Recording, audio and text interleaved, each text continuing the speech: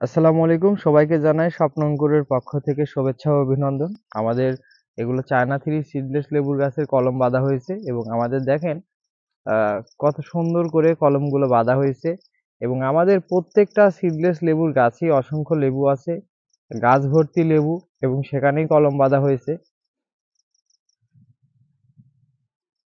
দেখেন কত সুন্দর করে কলমগুলো বাঁধা হয়েছে।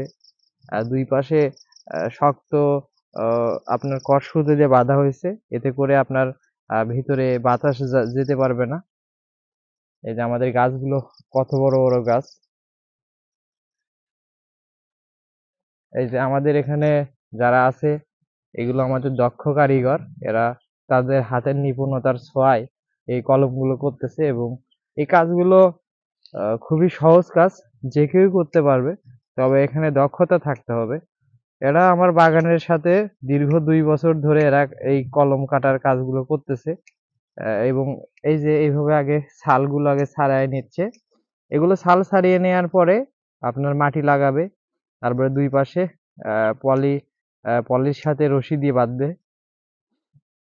এই দেখেন, এবং এই যে গাছে মুকুল আছে, এই যে এগুলো যে 12 মাসি লেবু তারই জ্বলন্ত প্রমাণ। সুন্দর সুন্দর গুটিও হয়েছে কিছু ফুল থেকে। এই যে এ ধরনের সিজার দিয়ে এগুলো ডালকে কর্তন করা হয়। তো এই যে আরেকটা ছোট ভাই, সেও খুব দক্ষতার সাথে কলম কাটতেছে।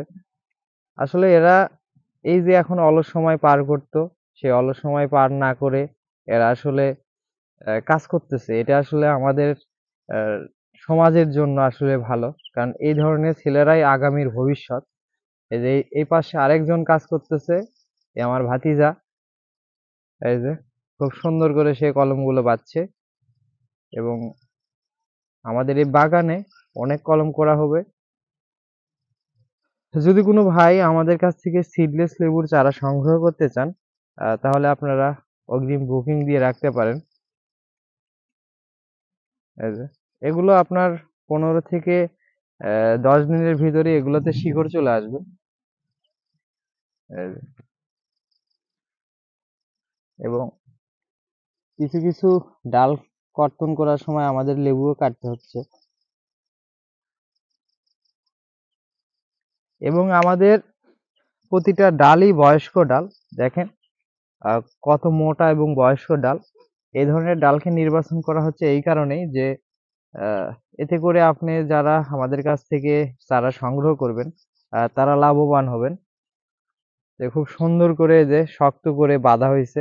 আমি দেখছি বাজারে যেসব ভাইয়েরা সিডলেস লেবুর কলমগুলো কাটেন তাদের পলিটা এত ভালো না এবং তারা এই ধরনের কটসুতো দেখিও বাঁধে না। আমি দেখছি নর্মালি তারা আপনার যে আহ, পাটের যে সুতোগুলো আছে সেগুলো দিয়ে কোনো রকমে বাঁধে এবং তাদের এই পলিটা খুবই নর্মাল একটা পলি। এতে করে আপনি হচ্ছে কলমটা যখন আপনার কাছে পাঠাবে এতে করে নষ্ট হয়ে যায় অনেক কলম। এবং আমরা চাইলে এই কলমটা দীর্ঘ সময় গাছে রাখতে পারবো, 2 মাস 3 মাস। এবং আমাদের এই কলমগুলোতে একেবারে শিকড়গুলো যখন একেবারে ম্যাচিউরড হবে তখনই আমরা সংগ্রহ করি।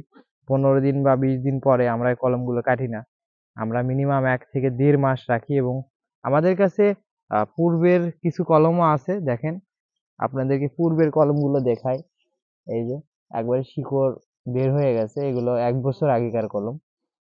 তো এছাড়া আরো কিছু আগের কলমও আছে। এই যে লেবুগুলো দেখেন কত সুন্দর সাইজ। মূলত আমাদের এই বাগান, মূলত আমরা রমজান এবং হচ্ছে কুরবানি ঈদে এই দুই দুই সময়ই আমরা বেশি লেবু সংগ্রহ করি।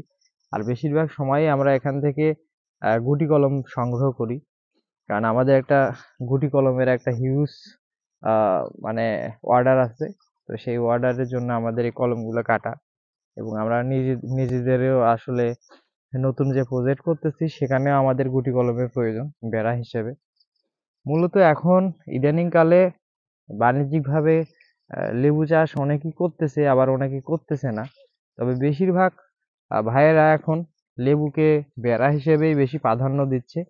কারণ আপনি যদি এই ধরনের সিডলেস লেবু দিয়ে বেড়া দেন তাহলে দেখা যাচ্ছে যে এটা এটা খুবই ভালো হয়। এতে করে আপনার যে গরু ছাগলের উৎপাত বা মানুষের যে একটা উৎপাত, সেখান থেকে আপনার ফসলকে আপনি রক্ষা রক্ষা করতে পারবেন।